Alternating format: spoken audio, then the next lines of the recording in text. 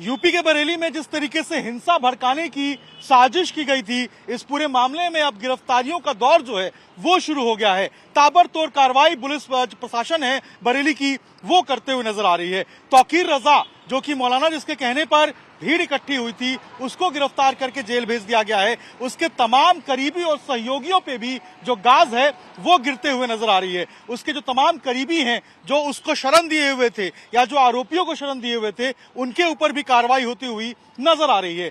तौकीर रजा के जो सबसे करीबी थे आरिफ, उसके होटल और मैरिज गार्डन को अब बरेली विकास प्राधिकरण ने सील कर दिया है। ठीक उसी मैरिज गार्डन के बाहर हम मौजूद हैं। ये फ्लोरा गार्डन के नाम से ये मैरिज गार्डन चल रहा था।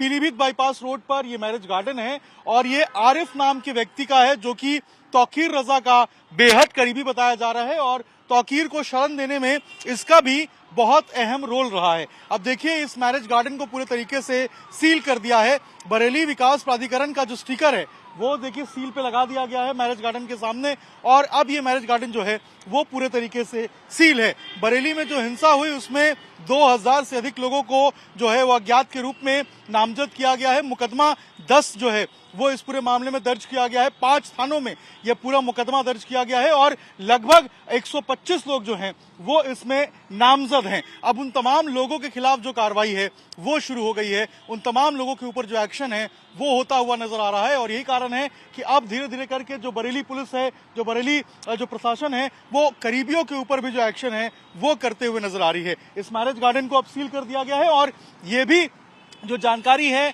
वो निकल के सामने आ रही है कि जो आरिफ है उसने अतीक के जो भाई है अशरफ, उसके साले सद्दाम को भी शरण दी थी। यानी कि प्रयागराज का जो बरेली कनेक्शन है वो भी निकल के सामने आया है। अतीक का भाई जो अशरफ था उसका साला सद्दाम जब भागा था, फरार था, उस वक्त बरेली के अंदर आरोप है कि आरिफ और उसके सहयोगियों ने ही उसको शरण दी थी और तौकीर को भी जो आरिफ है उसके और सहयोगियों ने शरण दी थी। तो ऐसे में तमाम जो अब जो पूरे तरीके से कार्रवाई है वो शुरू हो गई है। तमाम ऐसे बिल्डिंग जो है, जो स्ट्रक्चर्स हैं जो जिसमें जो है मानक के रूप में नहीं बनाए गए हैं या फिर उसमें जो कमी है उन सभी इमारतों के ऊपर जो सहयोगी हैं उसके ऊपर कार्रवाई शुरू हो गई है। अब देखना होगा कि जांच कहां तक जाती है और क्या कुछ निकलकर सामने आता है।